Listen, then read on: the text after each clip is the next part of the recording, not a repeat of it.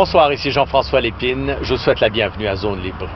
Son nom ne vous dit probablement pas grand-chose, mais en Israël, son pays d'origine, tout le monde le connaît, même s'il est en prison depuis des années.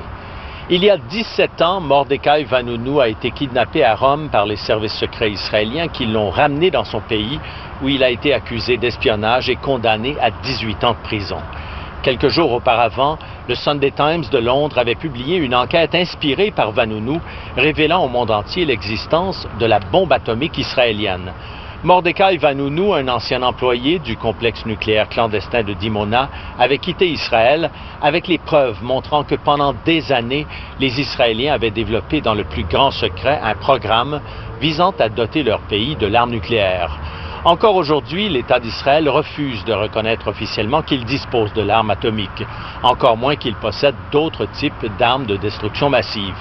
Le sujet est encore tellement tabou en Israël que les services secrets refusent de remettre Vanunu en liberté, même s'il aurait droit à une libération conditionnelle. Mais un couple d'Américains, vous allez le voir, se bat pour que ses droits soient reconnus.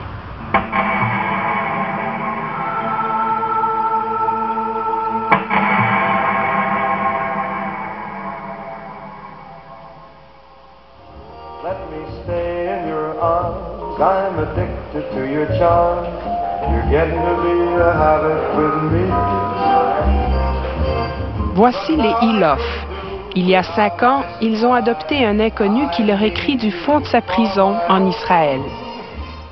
Chère Mary et Nick, je suis bien heureux d'avoir déjà de vos nouvelles. Je ne peux pas vous dire quand se déroulera la prochaine audience pour ma libération conditionnelle.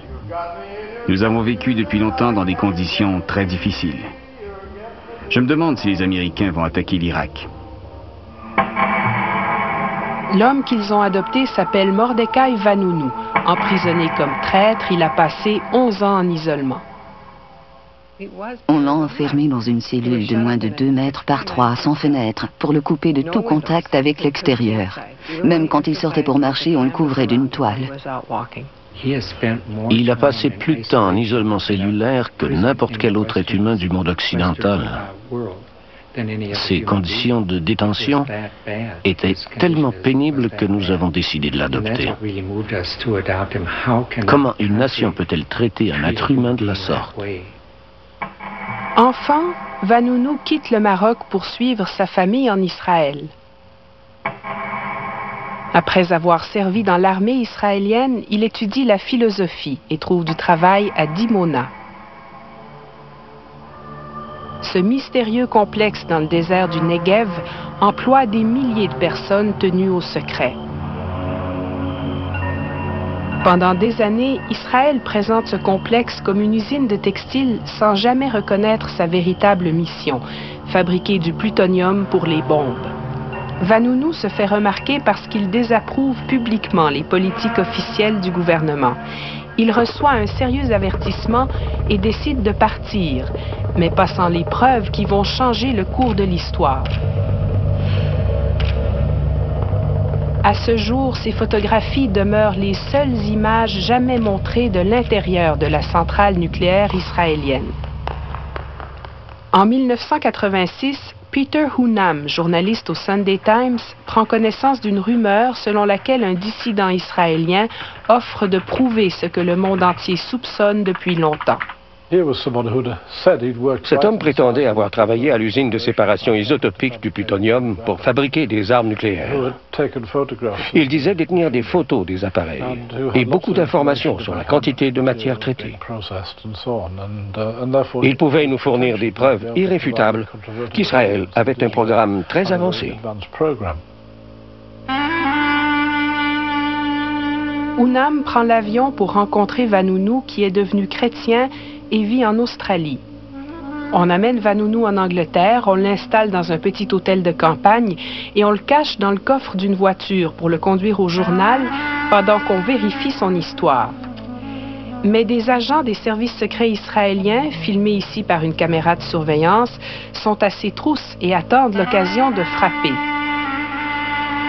Le Sunday Times prend des semaines avant de mettre l'histoire sous presse. Lorsqu'il la publie enfin, le 5 octobre 1986, Vanunu a disparu.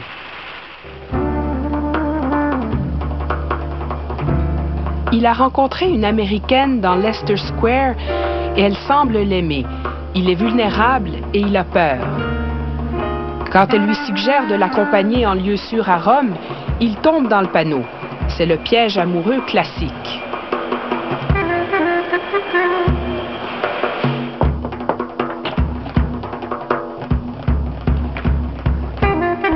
À Rome, les mâchoires du piège se referment.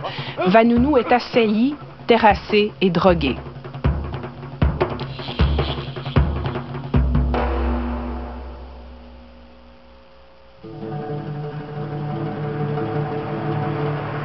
Il est kidnappé et ramené inconscient par bateau en Israël comme une marchandise de contrebande.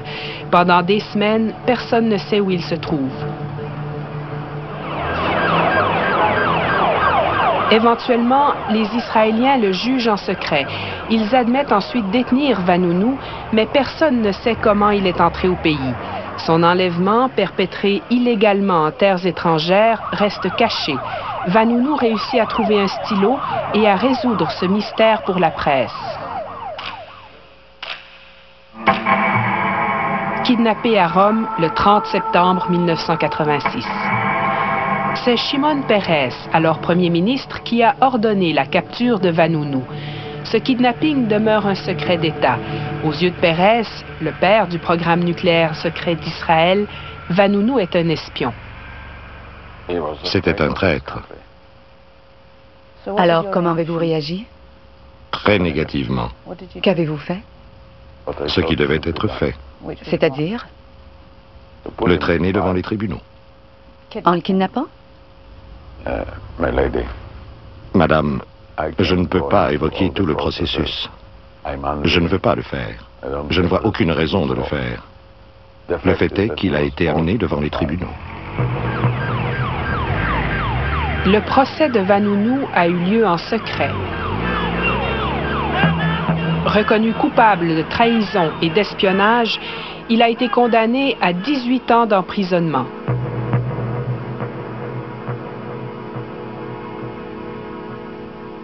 Vanunu a été l'objet d'une vengeance. Et il fallait qu'il serve d'exemple dissuasif parce qu'il avait brisé la loi du silence de la société israélienne.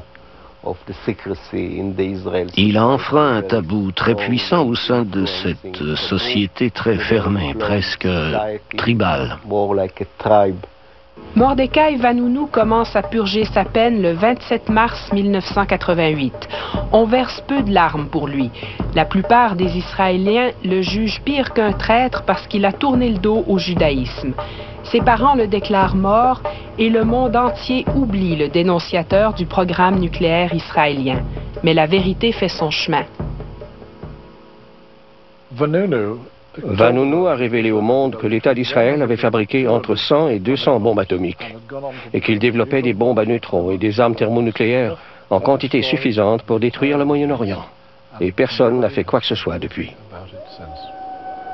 Aujourd'hui, selon les rapports des experts, Israël possède le 6e arsenal nucléaire au monde, incluant des armes tactiques, des mines et des missiles de moyenne portée pouvant être lancés des airs, de la mer ou de la terre. On pense que le plutonium est fabriqué à Dimona, que les armes nucléaires sont assemblées à Yodefat et entreposées à Zakaria et à Eilabon. 3 sous-marins nucléaires sont basés à Haïfa et les laboratoires d'armes chimiques et biologiques se trouvent à Nes Ziona. Israël n'émet aucun commentaire sur ces informations. Mais les preuves s'accumulent. En 1992, un avion cargo israélien s'écrase à Amsterdam. Les Israéliens déclarent que l'avion transportait des fleurs. Il faudra attendre 6 ans et une enquête du Parlement hollandais avant que l'État hébreu n'admette que sa cargaison contenait du DMMP, une composante d'un gaz neurotoxique. Le DMMP était destiné à un institut de recherche de Nes Ziona, un des sites les plus secrets de la défense israélienne. Il n'est assujetti à aucune inspection internationale et toute déclaration sur ses activités est interdite par la stricte censure militaire.